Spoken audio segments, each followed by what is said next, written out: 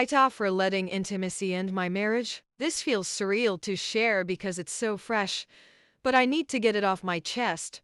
I'm 22, and I've just agreed to divorce my husband, who's 23. We'd been together on and off since 2021, but we fully recommitted in 2023 after he joined the military. For most of our marriage, we were long distance. He was in training and then stationed overseas. From the start, there were control and trust issues. He always wanted me on the phone, didn't like me having male friends, and picked fights if I even spoke to them.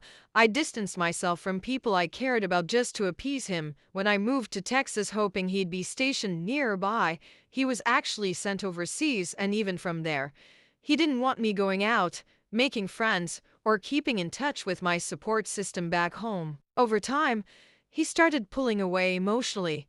He told people I talked too much and said his friends were more interesting. That crushed me. So I started focusing more on hobbies and gaming friends, which made him angry, even though he ignored me most of the time. When he did come home for visits, we fought constantly. At one point, I found out he had installed cameras in the house without telling me. On Valentine's Day, while I was cooking, he grabbed my wrist hard because I had a knife in my hand and accused me of acting invincible. I was scared, but I stayed because I wanted our marriage to work. When he finally came home for good, it got worse. He nitpicked everything, screaming over small things like a receipt in the car, and then he told me the real problem was that we weren't intimate enough. He said if we didn't connect physically at least twice a week, he wanted a divorce. I tried to explain that it was hard to feel close to him when he treated me so poorly, but he didn't care. I went along with it for a while, but nothing changed.